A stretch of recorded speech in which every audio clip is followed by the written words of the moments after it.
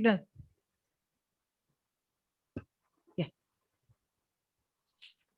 Namaskar. I think this is the common greeting, uh, proper, appropriate for both the people from Denmark, the speaker especially who is from Denmark, and it's morning there. We are, I think Denmark is 4.5 hours behind Yeah, four India. and a half. And So, sir, namaskar, and namaskar to all the panelists, starting with Dr. A.P. Vyas, who is Dean, School of Engineering, Dr. Sumit Chaudhary, who heads Computer Science and Engineering Department. My colleague, Ms. Neha Singh, she is professor, assistant professor in Computer Science and Engineering.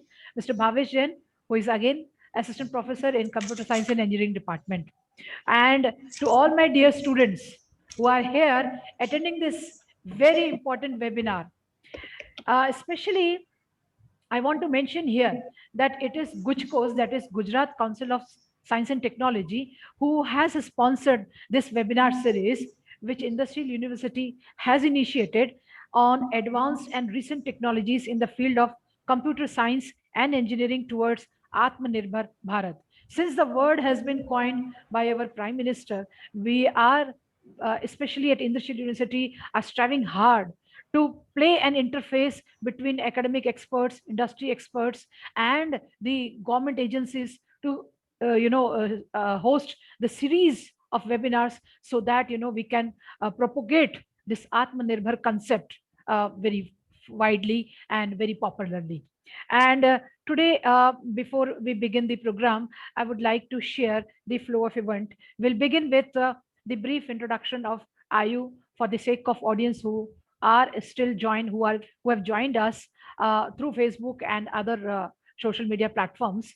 They, for their sake, will be giving brief introduction of Industrial University, and then it will be followed by the courtesy credentials to be shared with the audience of the speaker today. And we have the speaker today, Dr. Sandeep Sangar, and he's from Denmark. And then it will be followed by the session by the speaker, and we'll have question answer sessions post that. Uh, Please, audience, share your questions and queries in the Q&A box or maybe in the chat box, but preferably in Q&A box, and identifying your name so that it can be addressed properly, adequately. And then we'll have concluding remarks from Ms. Neha, Dr. Neha Singh, and followed by vote of thanks by one of our students, and that is Hani Patel. So with this, I now invite, without much ado, to Dr. Amish Vyas for brief introduction of Ayu. Over to Vyas, sir. Yeah, thank you, Namrata madam, and I would like to welcome Dr. Sandeep Sengar to the Indrasil University. Uh,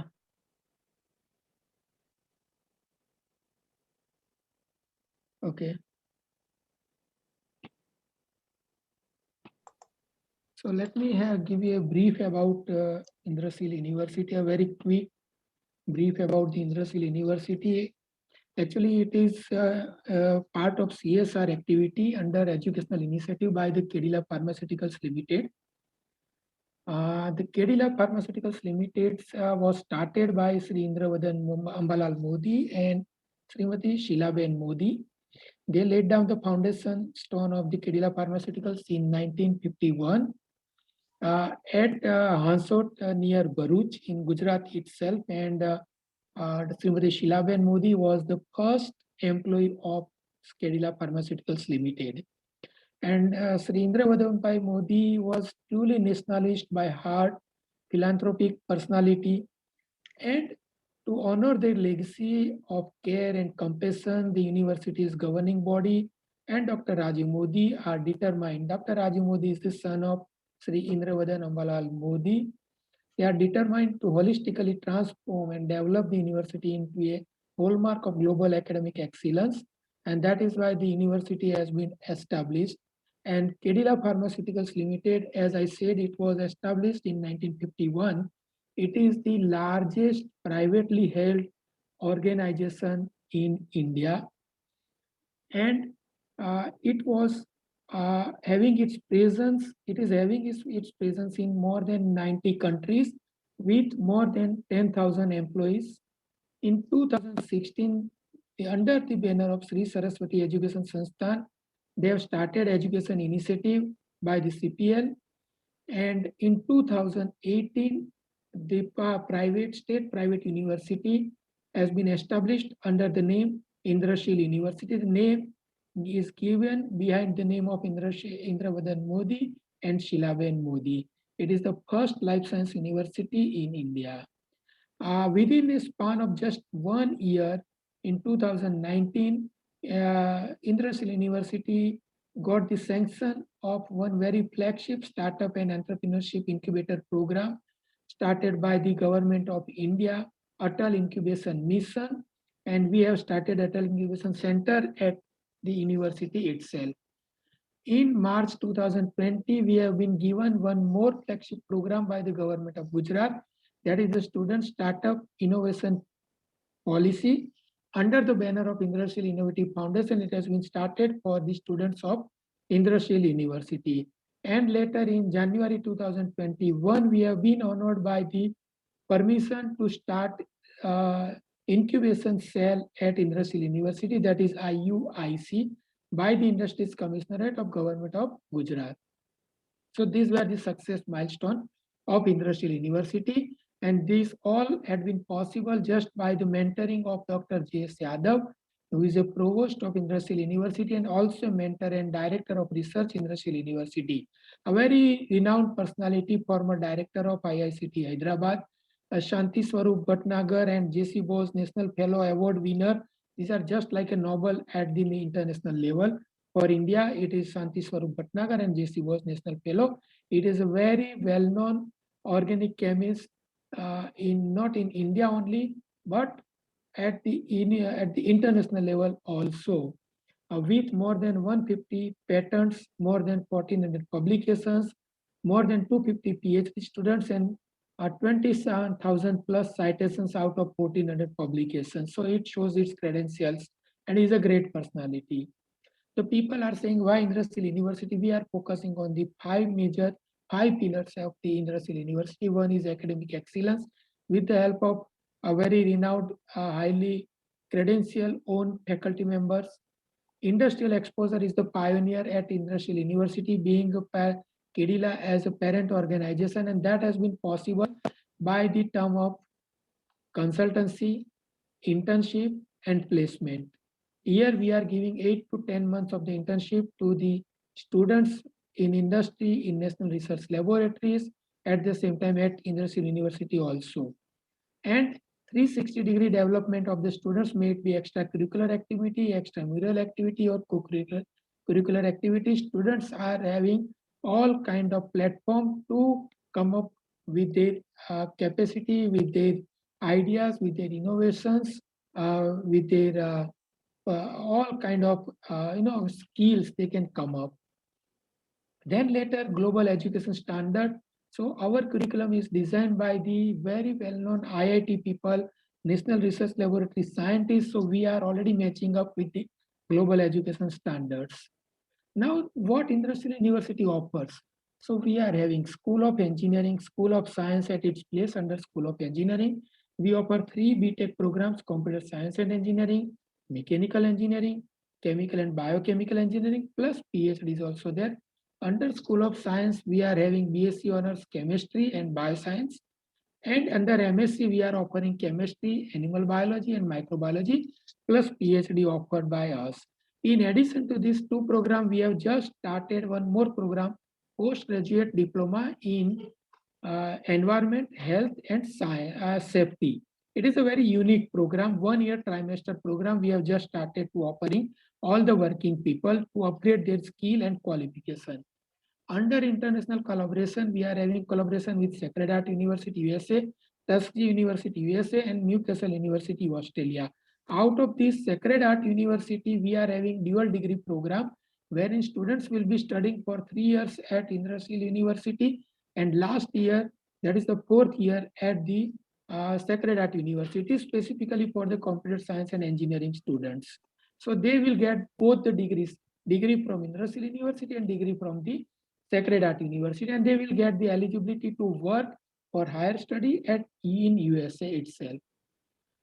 If I talk about the instruments, you just name the instrument, it is available at the Indrasil University. So we are having a very highly professional qualified research laboratory. Just to name one flagship instrument, that is the nuclear magnetic resonance spectroscopy. The cost of this equipment itself is more than 4 crores.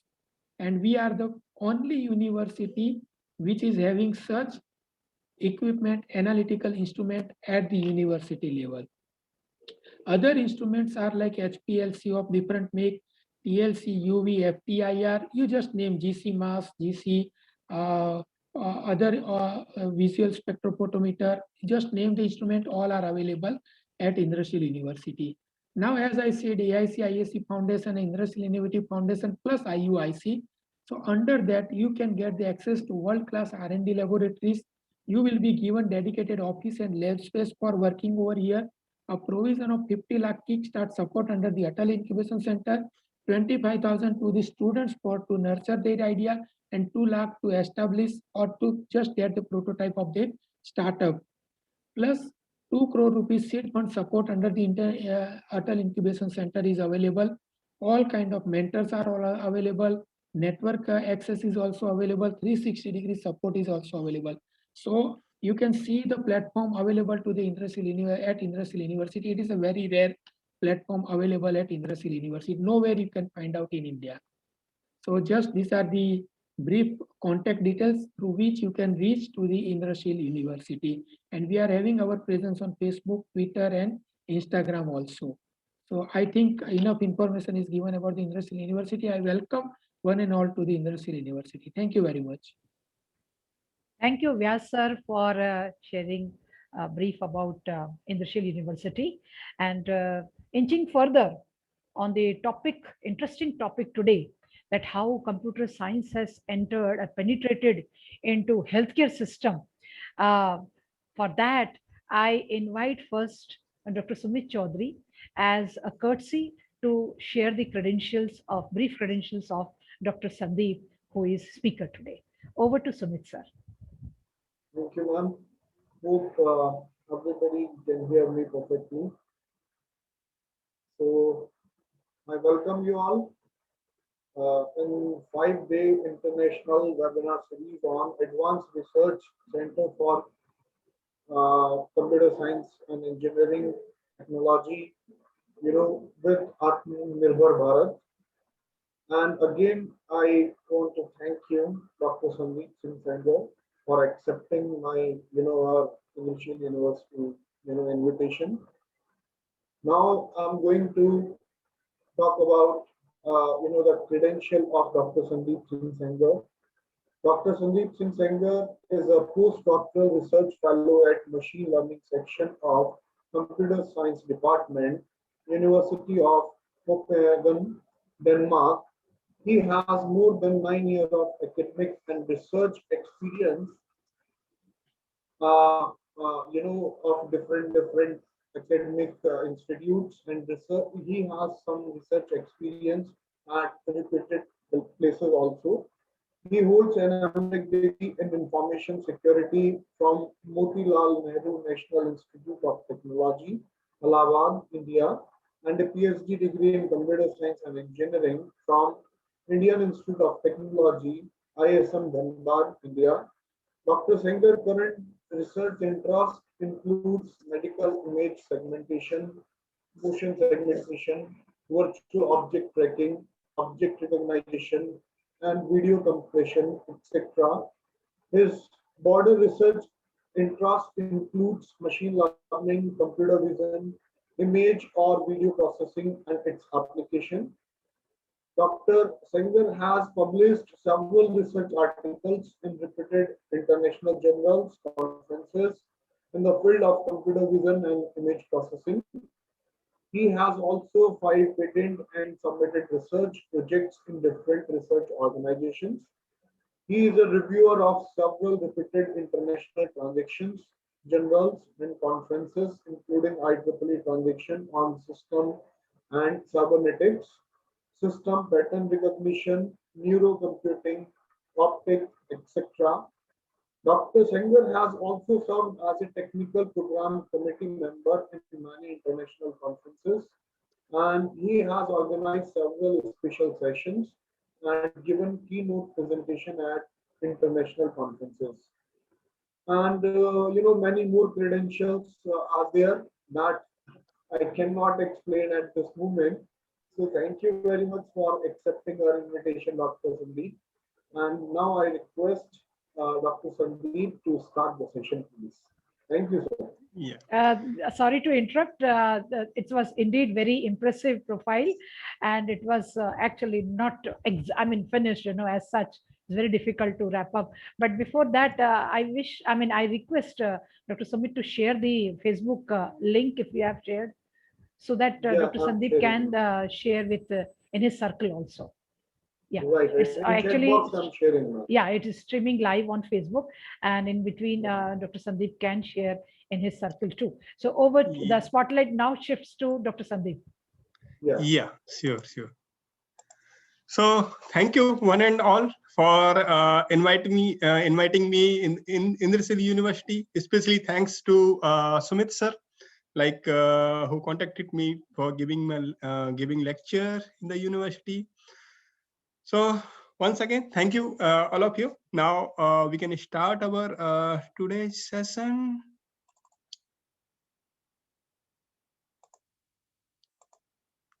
I hope like my slide is visible to everyone. Okay, so slide is visible to everyone. Please answer. Yes, sir. Okay, fine. Thank you. So, right now, everyone know people talks about machine learning and deep learning. It's a very we can say very active and hot research area nowadays. Everyone have some idea about the machine learning and deep learning if he is in tech field. So, like machine learning and deep learning are going to use in different interdisciplinary research areas also. So like I'm working on computer vision. So this is also a very important topic, computer vision. Now, computer vision can be used in the medical imaging and visual surveillance, traffic monitoring, and many more places. So I have Sumit sir has already introduced me. So now I no need to say anything. My email ID is there. If you have further question, further you want suggestions, or like you want something, or like collaborations, you can contact with me on this mail ID. Now let's start with the presentation. So there is a very famous quotes that is called "One picture is worth more than 1,000 words." I know you are well aware about the computer vision, but if you don't know, then you will learn here. So, and I hope you will not learn the definition of computer vision after this slides. In overall your life, you will not forget about the definition of computer vision. So there is a picture in front of you. There is one beautiful picture in front of you. So in this picture, you can see many things. Like you can see different color of sky. You can see village, small village is there. Green color is there, means greenery is there. White field, gray field is there. Tractor is there. Tractor color is green. Fine. So many things we can interpret from this image. Fine. So what we are doing, we are extracting the information from the image. We are extracting the information from the image. So if the same task is done by the computer, fine, extraction of information from the image means same task is done by the computer, then it is called computer vision. Fine. This we are looking the image, we are visualizing the image, we are interpreting the image, and we are extracting the contents from the image. Fine. But if the same task is done by the computer, then it is called computer vision. So like if you're talking in the medical field, then like we can apply different image of like suppose cancer tumor, then we are detecting whether this is the cancer or this is a normal tumor. So like we are extracting the information, that is called computer vision. One more example we can take, like we are going for traffic monitoring. So we are capturing the image using CCTV camera at the road. Fine. So on the road, we can find like whether this vehicle is going in high speed or in low speed, or like fuel is good, like if fog is less or like high pollution is less or high, this all things we can extract from the computer, then it is called computer vision. Fine. So I hope like computer vision definition is clear. Means extraction of information from image or the video data is called computer vision. So now, whenever we will talk about the computer vision, we talk about the image and video, because mostly we apply the computer vision techniques on the image data sets or on the video data sets. So let's start with the brief introduction of image, because this talk, I would like to give this talk for research orientation purpose. So most of the part of this talk will be related to research, but little introduction is required if you don't have idea about the image and video data sets. So like, let's talk about the image. So what is image? Image is a two-dimensional signal. Two-dimensional signal means like we can say it is a matrix. Matrix everyone know. You know, you taught in like you have studied in class 10th or up to class 10th, matrix, two-dimensional matrix. So image is just like matrix. We can represent it. Suppose we are going to represent it by f, then it can be function as a fx comma y. Means image can be represented by fx comma y, where x and y are the spatial coordinates, means position pixel in the image. Fine. So like we can represent the intensity. Next slide, I will tell you how. Like suppose this is the one image. Here, the size may be something like suppose n cross n. N cross n means like n number of rows are there and n number of columns are there. Fx comma y, I told you like this is the pixel intensity value. Whole image is called f. So suppose pixel intensity value is 128, then it will represent some color. So there are different kinds of images, and in that image there is a range of intensity value. So that range vary from 0 to 255. So if you're talking about the 128, then it will be in between of black and white. If you're talking about 0 or near to 0, then color will be black. But if you're talking about 255 or near to 255, then color will be white. So 128 means in between of like black and white. Same way, if you're talking about this pixel value 1, then it will be pure black. So here also you can see this is the black, pure black, and this is some gray shades are there. So like we can represent the pixel intensity in this way, or we can represent the image in this way. Fine. So this is the function of image. Now, if you are talking the real image, real life image, then see, like this is the image we are capturing through camera. Now we need to digitize this image, so we can represent this image in the pixel format. Fine. And like one more clear image you can see for like deer, and we are going to zoom this part of this deer, then you can see the pixel value. So we can represent the image in the terms of pixels. So like we can say pixel is the smallest unit to represent the image.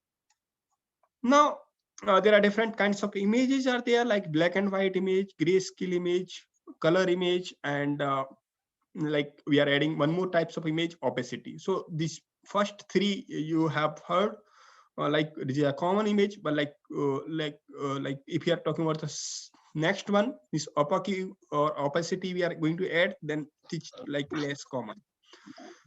So if you're talking about the black and white image, then there is only black and white color, like old television, and grayscale image means 0 to 255 intensity will be there. And if you're talking about the color image, then 3 channels will be there.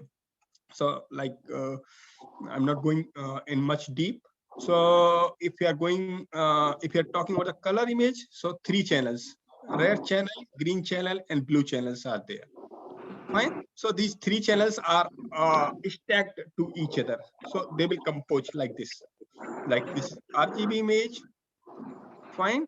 This is a red channel, green channel, and blue channel, and these all are combined. So it will give the RGB image, complete image. This will give. So this is the way of representation of images. Now comes for a video. Like if you're talking about the video data sets, then in video, what is there? Video is the collection of frames. So if you're talking in terms of video, then image will become frame. Fine. So image and frame both are same thing, but if we are talking for the video, then we call this as a frame, not the image. We can call it image also, but common term is frame. So we can say video is a collection of frames. So here, if you're talking about the dimension of this video, then X and Y are the spatial coordinates and T is the temporal coordinates. Temporal means like number of frames we are going to stack. So it also depends. It is not fixed how many frames we are going to store within a second. So that is called frame rate. So a standard frame rate is 30 frames per second, means 30 frames we are going to stack one by one. So like within a second we are going to look the 30 frames, then we cannot differentiate like it is going from one frame then another frame then other frames.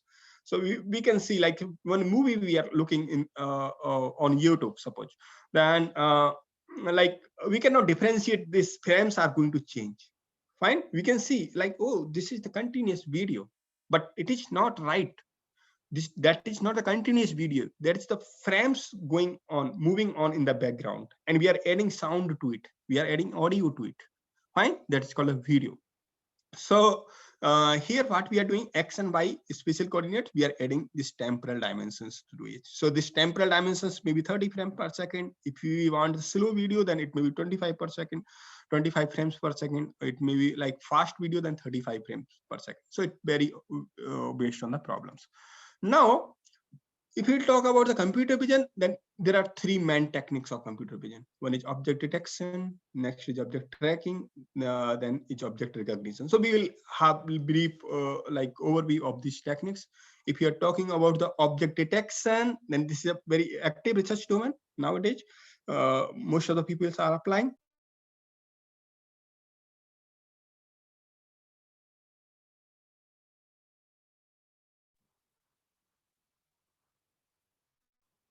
Sandeep sir, kindly unmute yourself. By mistake, you have muted your. Yeah. Okay. Yeah. Sorry. So like you can see, like this is the original video frame. Now in this original video frame, we are going to apply different object detection techniques. So some common object detection techniques are like frame differencing, optical flow, background subtraction. So depend on the applications, depend on your problem, you can apply the different techniques. So whenever you're going to apply any object detection techniques on this video frame, then you will get this types of structure in a binary format. So you can see here, we are going to look objects, but with objects, there is noise also. There is a noise. So to reduce this noise, we can apply some post-processing techniques. So post-processing techniques may be morphological operations, maybe other different kinds of filters. So we are going to apply here post-processing and we are getting this clear result. So in this frame, you can see like we can see the moving object only, means this moving object only, means no background. So now this frame will work as like a mask for this video frame. So we will apply this mask here. We'll apply this mask here, then we'll get this types of structure, this types of bounding block. Fine. So this is the way we can apply the object detection techniques. So many techniques are there for object detection, and I hope you got idea about this object detection also. Now, next one is object tracking. In object tracking, what we are doing, we are going to find the position size of object in the successive video frame corresponding to the initial video frame. So like most of you know about the tracking. Everyone has mobile phone, everyone has camera nowadays. So if you are going to capture image with a camera, then sometimes there's a bounding box on the face of a particular human being. And if you're moving the camera, then bounding box is also moving. That is called tracking. So that is also important techniques of like computer vision. So here what we are doing, we are taking the initial video frame, or we are capturing this like particular object, and we are going to track this object in the successive video frame. So this is called object tracking. Many techniques are there. So one technique I'm going to present here. I cannot show the video, maybe due to some technical problem, but these are the video, these are the results of my paper. So I will give a brief overview how we can apply this computer vision techniques on the data sets. So like if you want to understand this method, then like just start with this block number 10. Consider this block number 10 as the initial video frame. So is in this initial video frame, what we are doing, we are manually targeting the object, means which object we need to track. We are going to fix it manually. This is also like other techniques are also there by which like we can do it automatically without using the human being, but here we are doing manually. So manually we are making one bounding box on the face of this like girl. So we are extracting the samples, positive samples within the bounding box and negative samples from surrounding the bounding box. Fine. Then from these positive bags and negative bags, we are going to extract the features. How we will extract the features? We will extract the features using sub-regions. So actually this method I developed for the occluded environment. So occluded means like one object is going on, another object is going in front of one, the previous one. So it's called occlusion. Like we can see, like this is my face, and on my face, one book we are going to cover. So my face is occluded by book or by paper. Fine. So I have developed this method for like detecting or tracking the target object in the occluded environment. So here I'm going to extract the features from subregions. So here subregion will represent the non-occluded area. Means I'm going to extract the features only from non-occluded area. So once I have extracted the features, then there will be many more features and many more samples. So there will be complexity will be little high. So to reduce the complexity, I have used this sparse measurement matrix. Then we have collection of features, but there may be some irrelevant features also. So for that, we are going to do the feature selection to select the highly qualified features. Now, once we have extracted the features, then we will go for this one. Means suppose this is the next video frame. We have extracted the feature, we have saved this feature at particular place. Now we are going for next one. In this next one, what we are doing, we are taking one cursor radius. One cursor radius we are taking, and from that cursor radius will be surrounding area of previous one. Means like this is the RC. So from previous center, we are taking RC. So like we are going to extract the samples again, but here we don't know whether it is a positive samples or negative samples. Here on the first video frame, we know, but in the successive video frame, we don't know. We need to find whether it is a positive or negative. And again, we are going to extract the features from all these same method. Then we are going to apply the classifier. So this is the old method I have used in 2017. So I have applied a naive-based classifier at that time. So after classifying, we can track the particular target object. Now, at this point, this target object is in some video frames, the target object was not much accurate. So what I have done, I have applied this method again with a finer radius environment. Means we have reduced the radius of a particular for collecting the samples. So we got this one, and same methods we applied. Then here we are getting the exact result.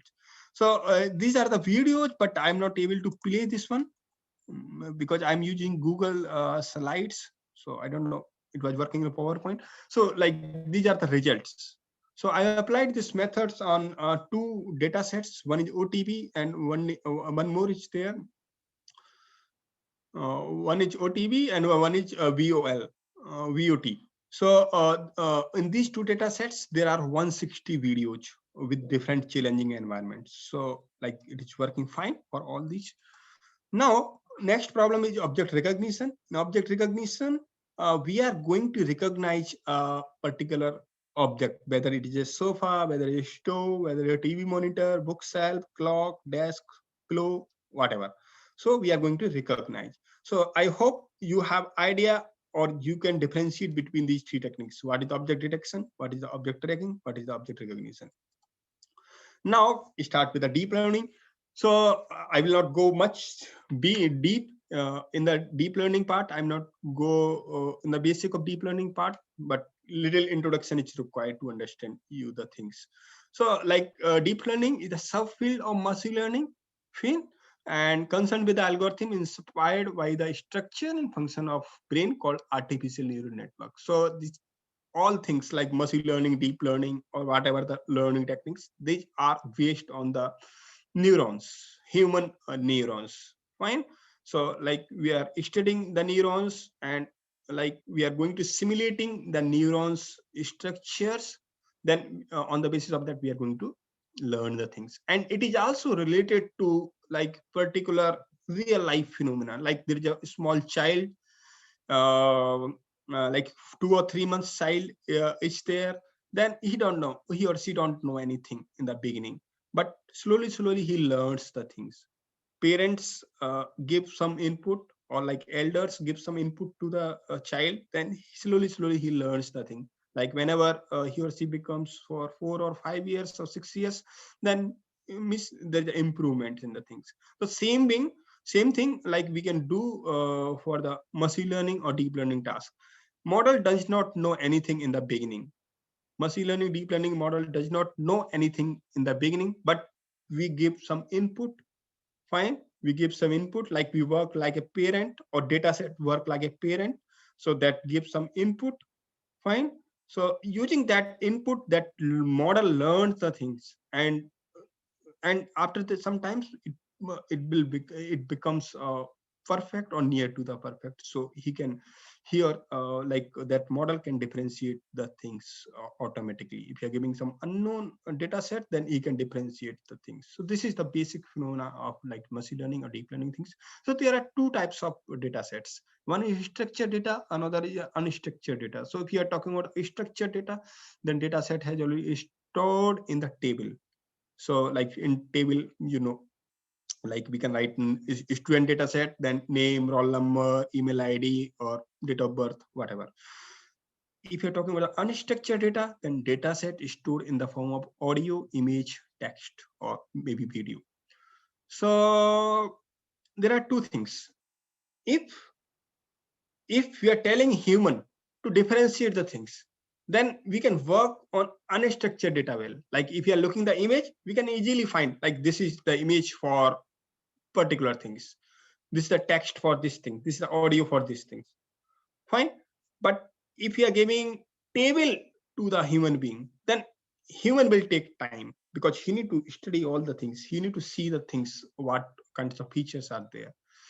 Fine. So for human, unstructured data will be good for the human.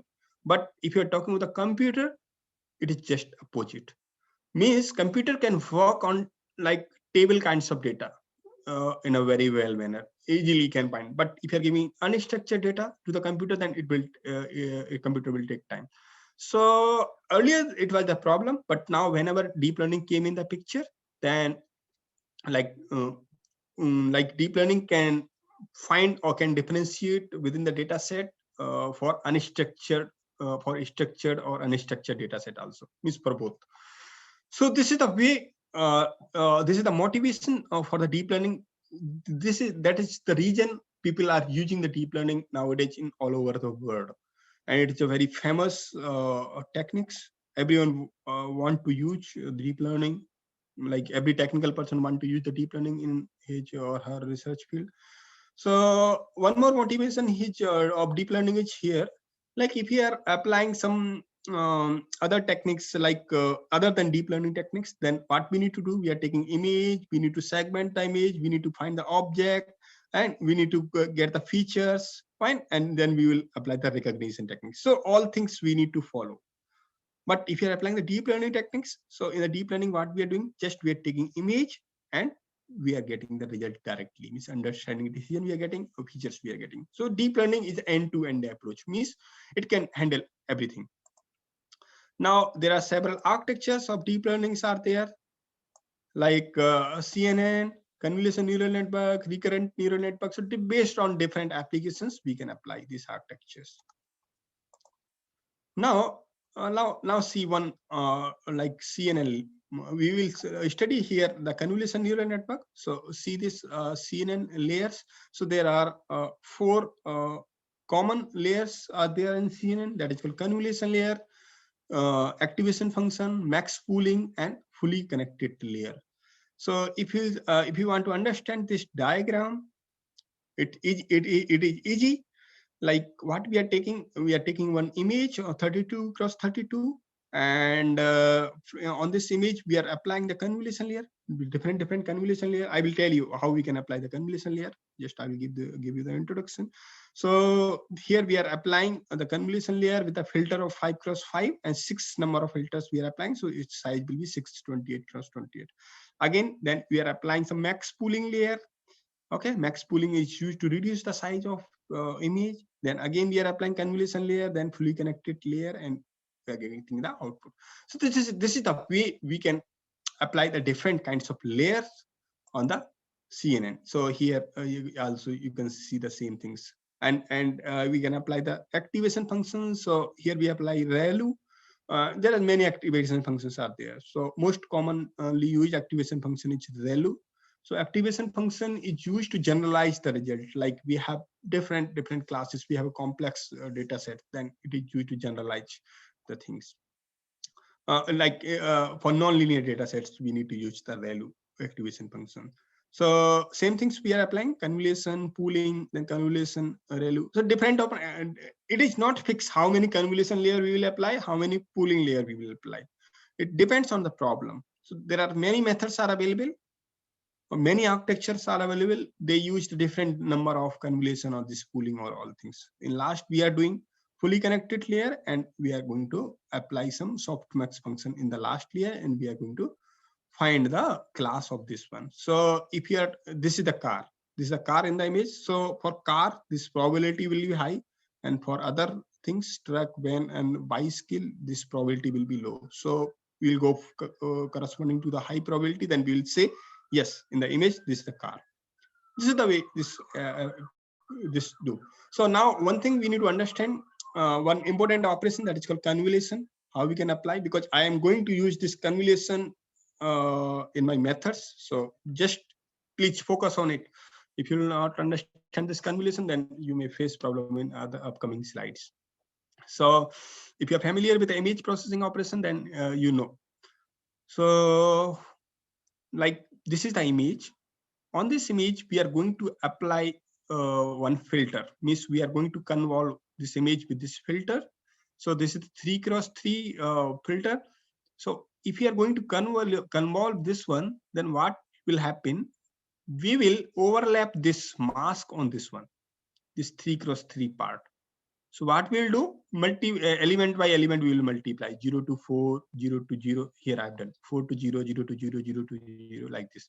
Then in last, we'll add all these things and we'll get one term that is called -8. So that -8 will be replaced by the center pixel value of this one. Fine, the center pixel of value of this one. So the same operation will be repeat for all the image, for the complete image. That is called stride, means like this one is here.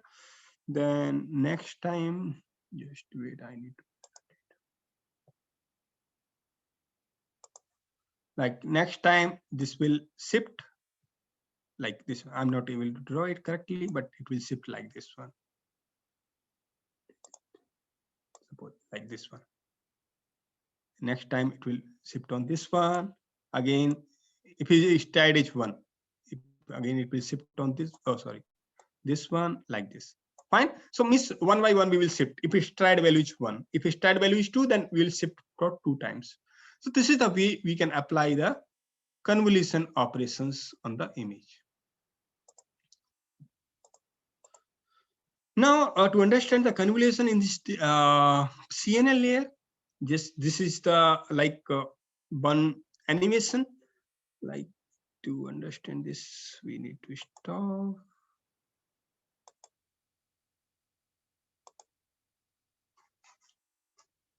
So what we are doing here, just like so you.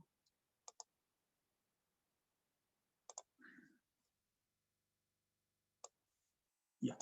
So what we are doing here, like this is the image, and this image is color image because there are 3 channels.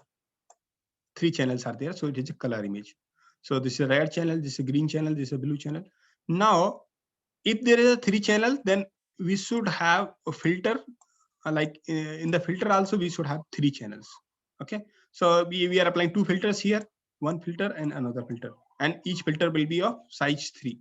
Means size 3x3 and three channels are there. So 3x3x3. One pie term is there. So what we are doing here, quickly I will explain. Like first, we will apply the convolution operation on this one, this part. Fine. So what we'll do, we will apply one by one, element by element will multiply. Whatever our answer we'll get, we will store at the particular place. And again, same thing we'll repeat for this one also. Okay. So now this time we will apply with this one. Then next, same thing we'll repeat for this one also. Okay. Next, we will apply this one. So we got three different values from the three different channels. Now we will add all these three values and we will add bias also. So whatever the result will come, it will be 2. It will be 2. So same operation we will apply for like other operations also. Then we'll in last we'll get this one, this matrix for first filter. And for the second filter, we'll apply this matrix. We'll get this matrix. So there may be one question in your mind, why we are going to apply two filters? Why not only one? Because I'm taking one example. It may be anything. So like we can say we want to detect the horizontal image, horizontal edge in the image, as well as we want to detect the vertical edge in the image.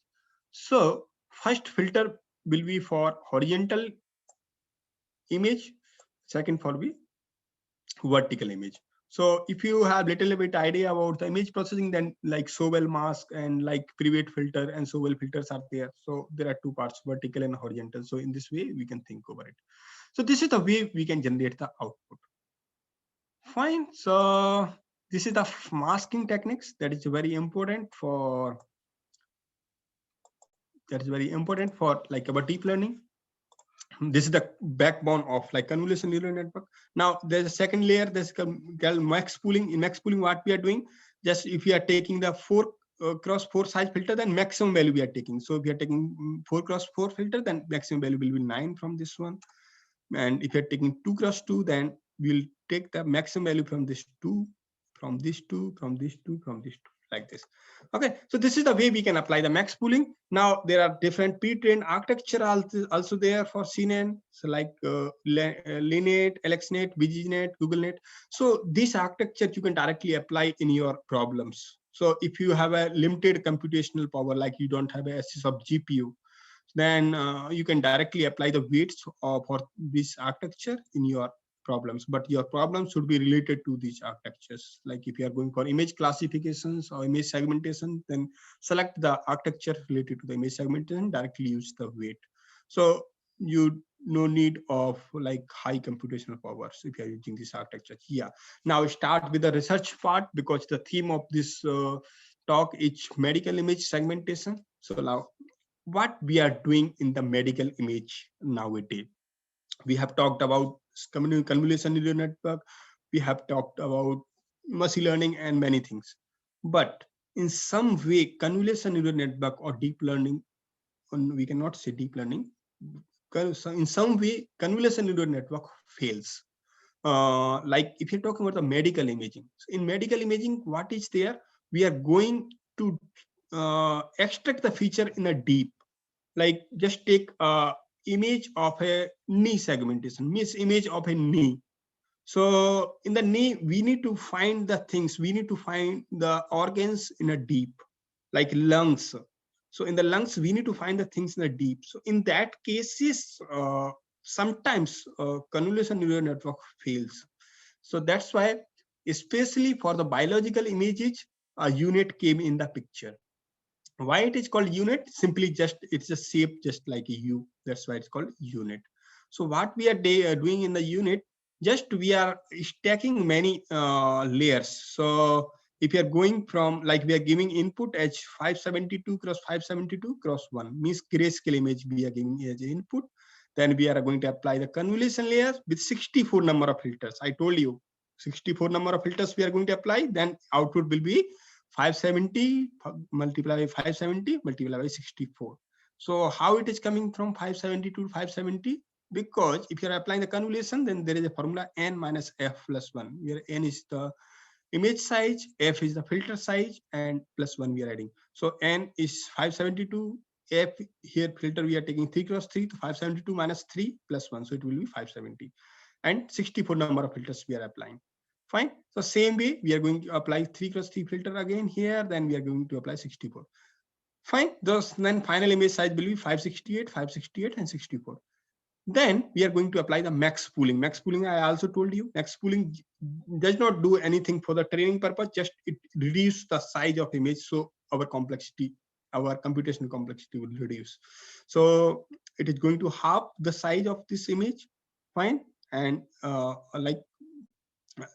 fine. Then we are going to apply the convolution layer here again, same way, same operations we are performing, and 128 number of filters this times we are applying. Why we are going to increase the number of filters? This question may come in your mind. Because we want to extract the high features, means valuable features we want to extract. And why we are going to reduce the size of image every time? Because we want the features, we want to work only on the relevant features. We don't want the irrelevant features. So we are going to reduce the size for the relevancy only. So same operations we are going to apply. So this is called encoder part. Here it is called decoder part. This is called bottleneck. Fine. So in the encoder part, we are going to reduce the image size, but we are going to increase the channel, increase the number of filters. And at the decoder side, we are going to increase the increase the image size. Why we are going to increase the image size? Because we want the output H we have given is the input, like 572 cross 572 we have given, but we want the output similar to that one. Fine. Here I have used the 392 cross 392. We can go for 592 also, 572 also. Fine. So that that it's not like much differentiate. So the same operations we are applying. Up convolution, max pooling. Up convolution, like just opposite of like max pooling. It is used to increase the resolution, increase the size of image. Now in last we are going to apply the two filters here, because the like binary segmentation, so we want only two outputs. Fine. So we have done in between our convolution layer, we will apply some other activation functions. By ReLU, I told you, we can apply eReLU, leaky ReLU, sigmoid. Many filters are there based on the problem we can apply. But here in the output layer, mostly we will apply like sigmoid function, a softmax function. If there are number of classes are there in the output, then we will go for softmax. If only like one or two classes or one classes are there, then we will go for sigmoid. So this type of activation functions we can apply here. So this is the simple architecture of unit that is developed in 2015, and it is basically dedicatedly used for biological imaging. People are using for other fields also, but mostly for the medical imaging. Now in this unit also there is a problem, like many things it cannot detect. So what we are doing, like in our University of Copenhagen, Denmark, University of Copenhagen, Denmark has developed this another model, and this model is used by the people in all over the world. It is a famous model, and it is developed by Matthias Parslip. You can see he is a student here, Matthias Parslip, and like Eric. Eric is my boss, postdoc boss. So I'm also working in the same group. So what we are doing here, why it is different than like unit architecture. In unit, we were just giving the two-dimensional images and it was working. But many things, there was many problem in the unit also. Like suppose we are working on the 3D image. This is the brain image, 3D brain image. So in this 3D brain image, what we are doing, we are capturing the, like we want to extract the slices, means 2D slices, two-dimensional slices from this image. So to extract the two-dimensional slices, what we are doing, we are going to we are going to look this image from different views.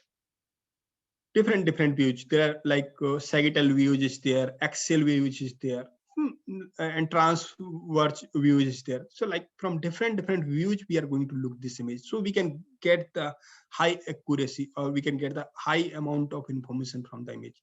So from different views, we have captured the image. Like from different views, we have captured the different image. So in this method, we are going to apply the 6 views: 1, 2, 3, 4, 5, 6. So from this 6th image, we got many like 2-dimensional images. From 3-dimensional to 2-dimensional images, we got many 2-dimensional images we got. So these 2-dimensional images are going to apply on the simple 2D unit architecture, which we have discussed in the previous slide. Now we have applied the unit, then we got some segmentation. So 6 types of images we are getting, we are giving as input, then 6 different segmentation we'll got. So on this 6 segmented images, we are going to apply the fusion.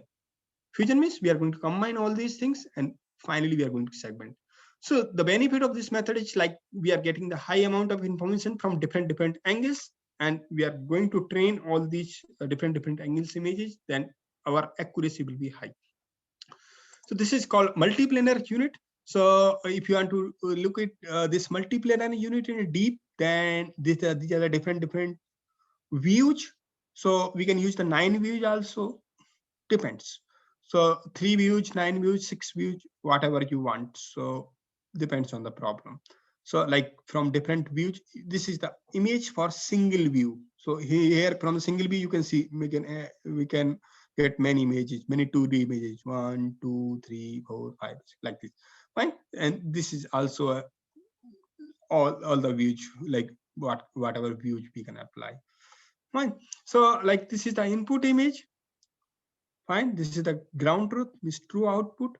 Now from this input image, we are extracting the output from different views. We are going to fuse the model, and we are going to predict the model. So now if you want to find the accuracy, then we need to compare this true one and predicted one. So this is the way we can apply the multiplanar unit. This is a very famous architecture. Many people are using nowadays. Now see about the second method.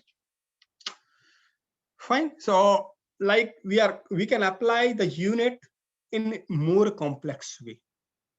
Different people are thinking in different ways. So like here you can see the more complex unit architecture, and that is applied for lungs image and eye also, for retina images also. So here what we are doing, this is unit kind of structure, but in between of layers, we are not using a simply convolution layer or max pooling or whatever. Just we are replacing those layers with other one. Fine. So we are replacing those layers with other one. Okay. So just I'm going for limited of like we are going for limited of time, so I need to finish it fast. So like this is the way we can apply the different blocks. We are not going for simple layers. So just we are replacing these blocks with like different operations, like inception residual block, dense inception block, like that. So what it is going to do, if you're talking about the inception residual block, then it will be replaced by this one. We are taking an input, we are applying some different convolution layer, batch normalizations layer we are getting, and we are getting the output. And like if you're going for this one, if you're going for this block with dense inception block, then dense inception block is going to convert in this one. Fine. So this is the way we can extract the information from the deep, like upsampling or downsampling, we can apply in this way. So this is the way we can apply the different techniques to extract the high amount of information. So this has been applied on the image data sets, tumor image data sets. We got this one. This is the results. So we have compared the results, like this is accuracy. Okay. This is the accuracy and learning rate on the training data sets. We can see.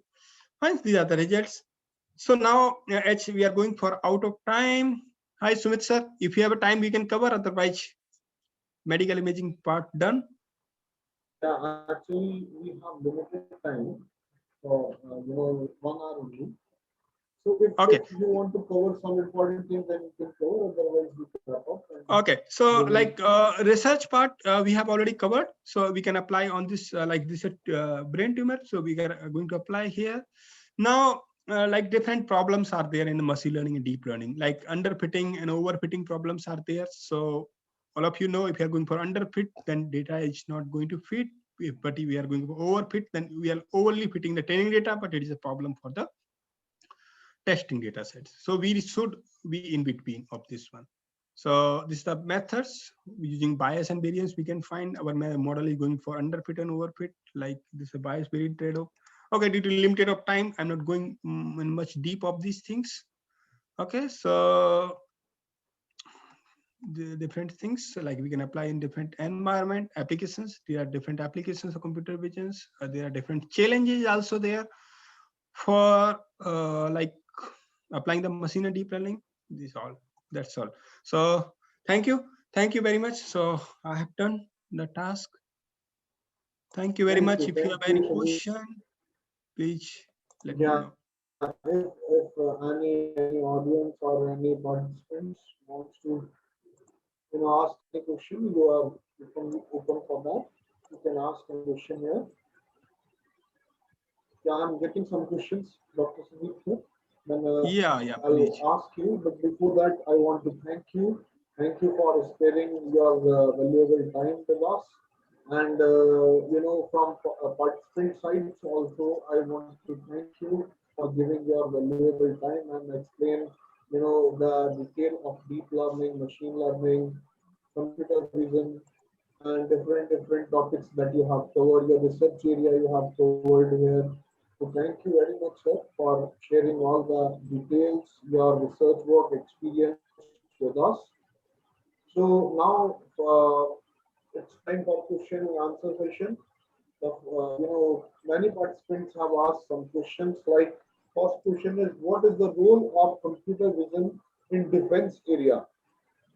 Yeah. So earlier, before joining the Denmark, I have one project. I was thinking about the one project related to the defense.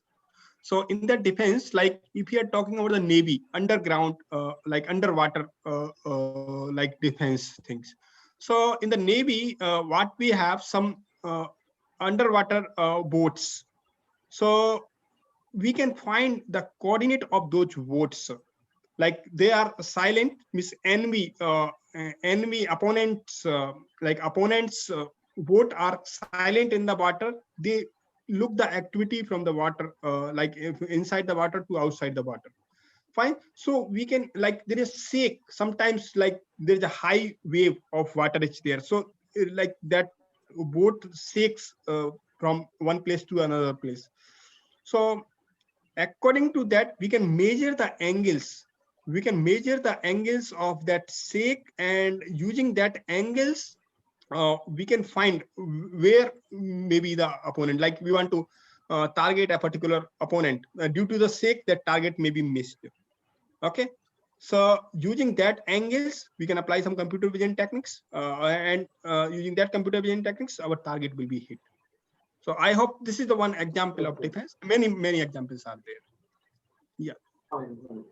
Another question that has asked by one of the participants, like which algorithm should I apply for defect detection through machine vision concept? Any kind of algorithm that can apply, for defect detection through machine vision concept. Detection to machine vision concept. Yeah. Okay. So like there is no fixed algorithm, and as such, there is no fixed rule like apply this algorithm, your method will work well. You need to test different types of algorithm. It totally depends on the problems. That's why so many algorithms are there. So we cannot say which algorithm we use. Okay. And the next question is, why movie like animation and fantasy movie use green frame while behind the cameras? Oh, like green frame intensity is like low, like it does not affect much on the foreground. That's why they are going for green part. this is the region. There may be other Right. regions also, but in Right. computer vision point of view, this is the region. Good. Right. And the next question is sampling frequency must be high or low? No, like we cannot say sampling frequency must be high or low. It depends on Nyquist rate. Just follow the Nyquist criteria, then you will get. Right. So many more questions are there. So if a participant, request to all the participants, if you have, other questions, then you can write to us. We have limited time here. Now, according to our program schedule, I want to, invite Neha ma'am for concluding remarks. Ma'am, please. Yes, sir. So I am audible? Yeah, ma'am. Yeah. Yeah. So Yeah. I want to thank Sir Sandeep sir, Dr. Sandeep Sengar for his expert lecture today. And on behalf of this Computer Science and Engineering Department, School of Engineering in Rishil University, I would like to give you appreciation and our sincere thanks for this today's lecture. Also to all the participants, I want to thank all the participants. They have taken out their time for this webinar. And the theme, or I can say the topic, is like deep learning framework for clinical diagnosis. A healthcare system is very well explained by the sir in a limited period of time, and it clearly met the objective of this webinar. So I hope like all the participants will join us in future also, like on Monday also we are having one webinar under this series. So on 8th March, we will have our next webinar. So thank you, everyone. Thank you, sir. Thank you, Sandeep, sir. Thank you, Vyas, sir. Everyone, all the members present here. Thank you, everyone. Thank you, sir. Thank you. Thank you, ma'am. Thank you, ma'am. Thank you. So finally, sir, our Dean sir is with us, and throughout whole session, sir was there. I have seen. So I want, some concluding remark from Dean sir also, Dr. Amish sir. So please, some concluding remark from this side also. Sorry, sir. Your voice is not much clear. May you please repeat?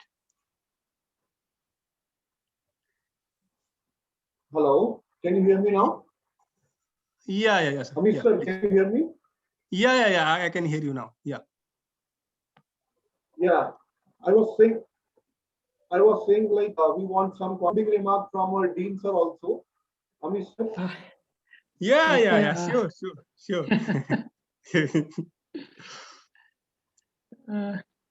Okay, I would like to say, because see, this is not actually an area where I can do some comment, and I don't have that eligibility that I can do comment on this topic, because you people are experts. Sumit, Sengar sir and Neha all are expert in this area.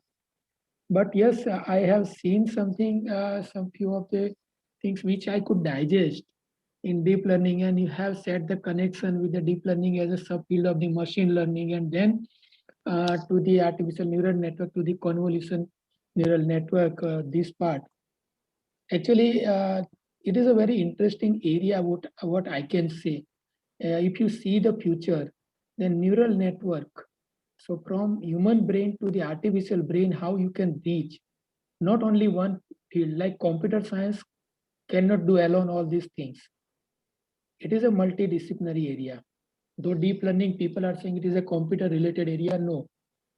Even mathematics people can also do wonder using this artificial intelligence and deep learning. Even chemical engineer can also do the wonder. If they all sit together, then only one good invention can be done. Otherwise, it is not possible. And I could say, I would like to give advice to all the participants, mainly to the students, that if you are targeting the companies like giant Infosys or Wipro or TCS or Cognizant, Accenture, even you can say Google and other things, then you have to be ready for such multidisciplinary work.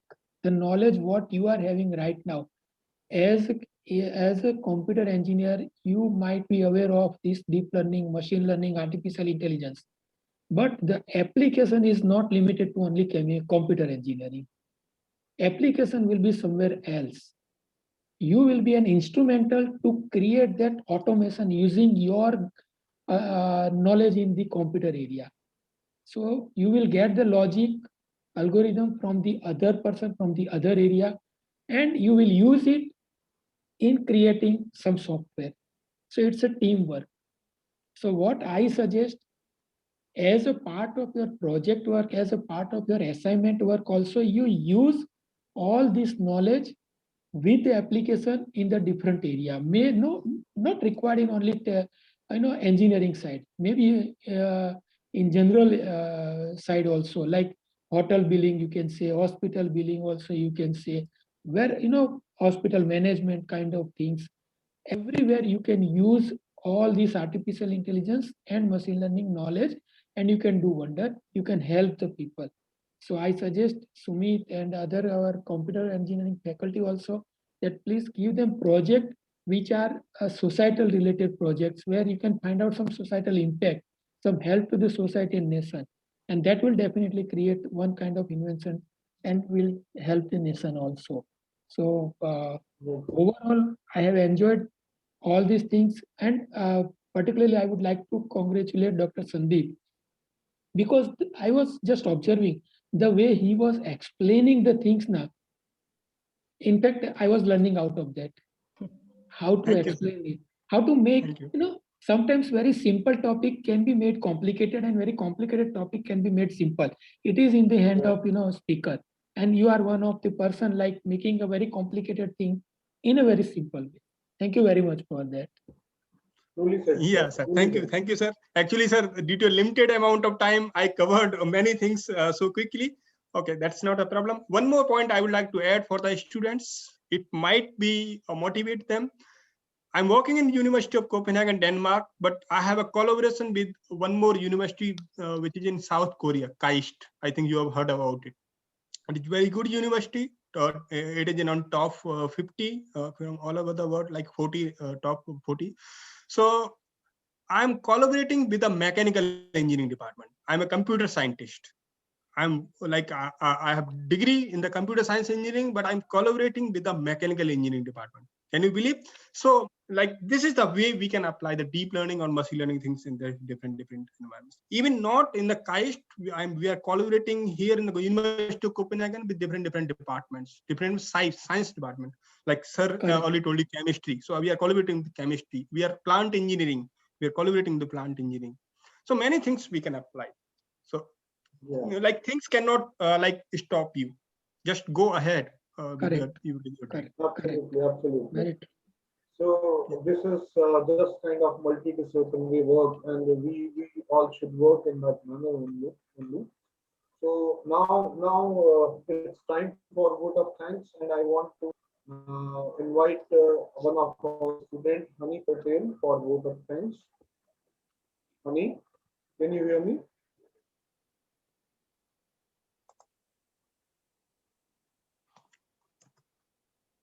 Hello, Bhavesh sir. Bhavesh Honey है वहाँ पे?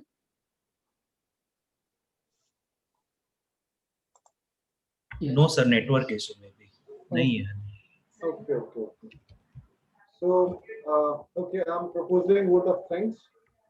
So finally, thank you, Dean Dr. A.P. Vyas sir, our Assistant Professor Neha ma'am, Assistant Professor Bhavesh sir, Dr. Siddhant Patel, in Chemical Engineering Department, Dr. Arun Kumar in Mechanical Engineering Department, our Provost, Dr. J.S. Yadav sir, Namita ma'am, and all technical team, everyone who have worked, make this event successful. Thank you, everyone. Dr. Sandeep, thank you for accepting this invitation and giving this wonderful talk here for the participant and our students. Thank you. And in future also, I'll try to connect with you for another session for our students and participants. Thank you very much. Thank you everyone for joining. Thank you. Thank you, Dr. Sandeep. Yeah, thank you, sir. Thank you all of you. Thank you, sir. Bye.